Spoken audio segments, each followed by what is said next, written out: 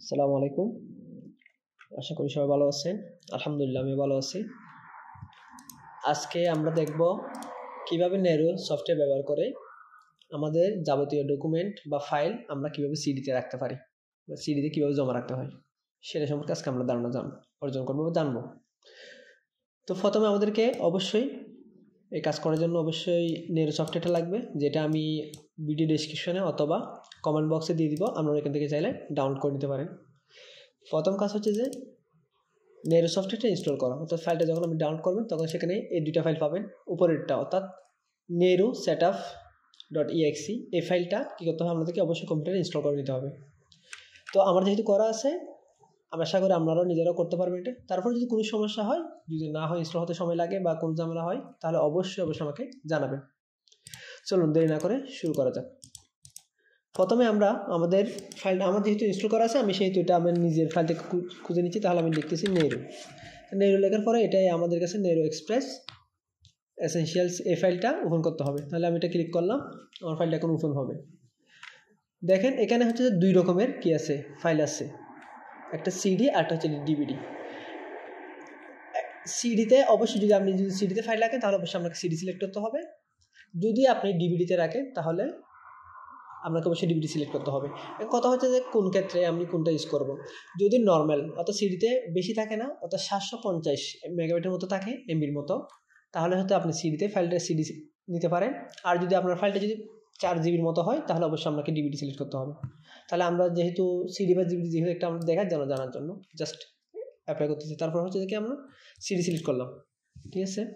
CD select করার পর এরকম একটা ইন্টারফেস আসবে আমাদের সামনে। আপনি চাইলে এখান থেকে ফাইলটা অ্যাড করতে পারেন, মানে যে কোনো একটা ফাইল ডেস্কটপ থেকে, মনে করেন আমি এই ফাইলটা রমাদান, এই ফাইলটা আমি অ্যাড করছি, এখানে ছবিটা আমি অ্যাড করছি, এখানে এটা দেখেন অ্যাড হয়ে গেছে। বা আমি সরাসরি মানে কোনো একটা ফাইল আমি চাইলে সরাসরি এখান থেকে ড্রাগ করে এনে, অর্থাৎ মাউস কিবোর্ড চাপ দিয়ে এখানে কী করলে পেস্ট করে দিলে ফাইলটা কি হয়ে যাচ্ছে, অ্যাড হয়ে যাচ্ছে। তারপর হতে হবে যে আপনাকে নেক্সটে ক্লিক করতে হবে। নেক্সটে ক্লিক করার পর আপনার কাছে যদি এক্সটার্নাল ডিভাইস থাকে বা ইন্টারনাল থাকে, এখানে এটা শো করবে। এখানে এই যে এখানে এখন হচ্ছে আমাদের এটা যেটা লেখা আছে এটা হচ্ছে আমার ইন্টারনাল। আমি আমার একটা এক্সটার্নাল যদি অ্যাড করি তাহলে এটাও এখানে শো করবে। যে কোনো একটা যেহেতু শো করবে, এখানে আমার ডিসের নাম যেটা আপনি যেটা কাজ করতেছেন ওইটা সিলেক্ট করবেন এখান থেকে, তারপর ওকে দিয়ে দিবেন। তারপর এখানে ডিস্কের নাম, অর্থাৎ এই যে সিডি বা ডিভিডি যেটা আপনি ইউজ করতেছেন এটা কী নামে সেভ করতে চান, ওইখানে একটা কী নাম এখানে আপনাকে অবশ্যই লিখে রাখতে হবে, ঠিক আছে। এখানে লিখে দিবেন। মনে করেন আমি লিখলাম এখানে মাই ফাইল লিখলাম, ঠিক আছে। লিখার পরে আমাকে অবশ্যই কী করতে হবে, বার্ন করতে হবে। তার আগে বার্ন করার আগে আপনার যখন বার্ন ক্লিক করবেন তখন আপনার যে সিডি বা ডিভিডি ড্রাইভ আছে এটা ওপেন হয়ে যাবে। তখন অবশ্যই এখানে আপনাকে কী রাখতে হবে, সিডি বা ডিভিডি আপনাকে এখানে রেখে ওইটা ক্লোজ করে দিতে হবে। ক্লোজ করার পরে অটোমেটিকলি দেখবেন শুরু হয়ে গেছে আপনার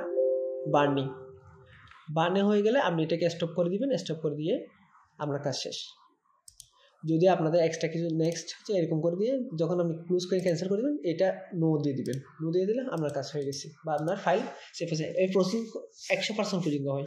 এর আগে যদি কোনো সমস্যা হয় বা ঝামেলা হয় অবশ্যই আপনাকে আবার ট্রাই করতে হবে। যদিও তারপর আমাদের যদি কোনো সমস্যা হবে, ঝামেলা হয়, অবশ্যই আমাকে জানাবেন, আমি চেষ্টা করবো এটা সলভ করার জন্য।